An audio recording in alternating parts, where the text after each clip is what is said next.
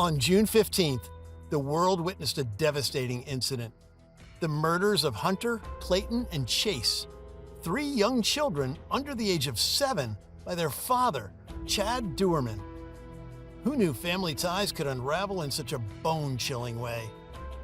The community is in shock, grappling with the incomprehensible horror of this despicable crime.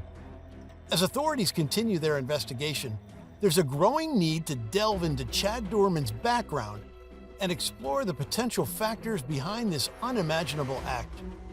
What circumstances could have led to such a tragic outcome? The unexpected and upsetting news that came out of Ohio continues to weigh heavily on our minds. Chad Doerman, a father of 3 boys, has admitted to the unthinkable act of shooting and killing his children. Doerman is 32 years old. It's difficult to fathom the depth of evil and brutality that was involved in this crime. When the police received the 911 calls, the mother of the children was heard screaming in desperation that her babies had been shot. Another call came from a passing motorist who witnessed a young girl running down the street, stating that her father was killing people. The urgency and panic in these calls highlight the immediate danger and terror that unfolded within that home. As news of this tragedy spreads, individuals who knew Chad Doerman are starting to come forward, shedding light on his rage and abusive treatment of his family. It's deeply disturbing to learn about the environment these innocent children were subjected to, living in fear and violence at the hands of their own father. In court, Clermont County's chief prosecutor, David Gast, aptly described the horror of the crime committed by Chad Doerman, stating that it's impossible to process such evil. The charges laid against Doerman for the killings reflect the gravity of the situation. Those who have personal knowledge of the accused have shared a very different side of his behavior. According to Doerman's friend, Mark Holland, he had a volatile temper that was ready to explode.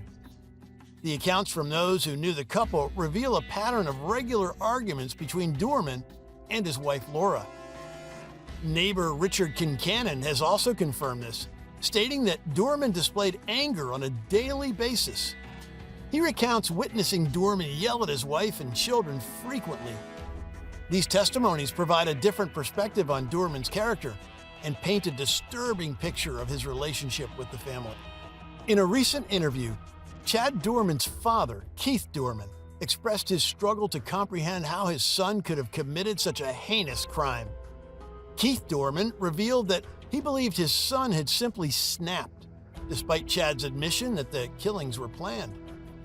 Keith Doerman shared his frustration at not being able to speak directly with his son and find answers as to why he would slaughter his own grandchildren. He acknowledged that there must have been something going on in Chad's life that became overwhelming. Keith mentioned that he feels his son may have hidden many things from him, leaving him searching for answers and struggling to make sense of the tragedy. Contradicting previous accounts, Keith Doerman described his son as a fun-loving guy and denied that he had a criminal record.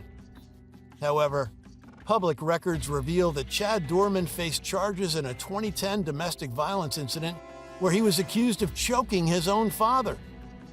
Video from police body cameras show the horrific aftermath of Chad Doerman's confession to killing his 3 young sons.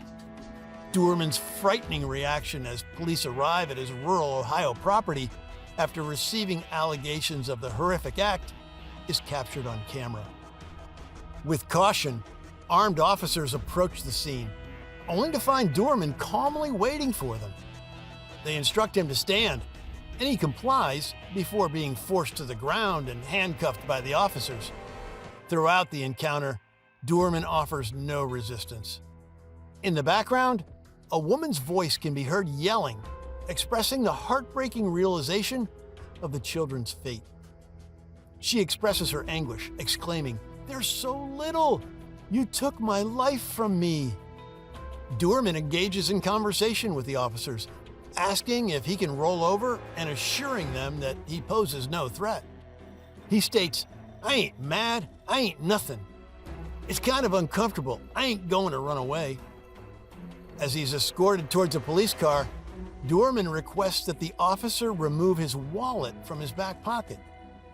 However, he's met with a stern response, with the officer commanding him to be silent and reminding him of his right to remain silent. The intense emotions of this situation are evident in the officer's curt words. You got the right to remain silent. Effing use it. According to reports, Chad Doerman has confessed to authorities that the horrific act of murdering his 3 young children was not a random attack. It was a premeditated crime that had been planned for several months, as stated in court documents. Prosecutors revealed that Doerman admitted to lining up his children before carrying out their executions with a rifle. The details of the act are truly horrifying. In addition to the heartbreaking loss of their children, Doerman is also accused of injuring the boy's mother during the tragic incident. When she bravely tried to intervene and stop his violent rampage, he shot her through the hand. The extent of the mother's injuries and the emotional trauma she endured is unimaginable. During Chad Doerman's arraignment, David Gast, the chief prosecutor of Clermont County's municipal court, revealed disturbing details about the horrific crime. According to Gast, one of the boys attempted to flee into a nearby field, but Doerman pursued and brought him back to their home before killing him. The chilling nature of this act left everyone in disbelief. Doerman's bail has been set at a staggering $20 million, and it remains unclear whether he has legal representation. Currently, he's being held in Clermont County Jail as the investigation progresses. Gast expressed his deep shock and described the killings as the worst crime he had ever seen. The trauma inflicted by Doerman on his family, community, law enforcement, first responders, and society as a whole is unfathomable. While the case is still new and facts are being discovered, the sheer horror of what is known is incomprehensible.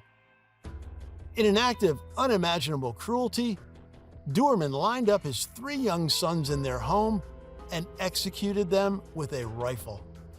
The mother, in a desperate attempt to protect her children, grabbed the gun Doerman was wielding. Gast acknowledged the mother's bravery and the extreme measures she took to try to save her children. Deputies who responded to the scene discovered the 3 boys, aged 3, 4, and 7, outside the home with gunshot wounds. Despite their efforts to save their lives, the children tragically succumbed to their injuries at the scene.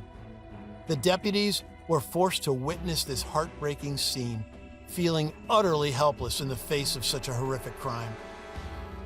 Gast posed a poignant question, asking how one can erase the memory of such an abomination. The deputies who were present during the incident will forever carry the weight of that traumatic experience. Highlighting the magnitude of the tragedy, Gast emphasized that Doerman was the person the children looked up to every day for protection, love, and guidance. He was their world and their guardian, making the act of executing them in cold blood all the more horrifying. Caitlin Becker, a senior reporter who had been closely covering the story, acknowledges the challenge of reconciling the presumption of innocence with the abhorrent nature of the crime. The public's unforgiving sentiment towards Chad Doerman is understandable, given the horrifying details of the execution-style killings of his 3 innocent children. It is a case that raises questions about how society should treat individuals who commit such acts, and whether there should be legal amendments to address cases of extreme violence and terrorism. These are difficult and complex issues that require careful consideration. Bobby, a former FBI agent, offers insights into the dangers law enforcement faced when responding to the scene of the crime. The video footage captures the intense and volatile situation that unfolded as officers arrived at the residence. Responding to a call involving a shooting, an armed suspect who refuses to comply with commands in an immensely challenging and high-pressure scenario for law enforcement. The officers on the scene demonstrated commendable professionalism and restraint in taking Chad Doerman into custody without further violence.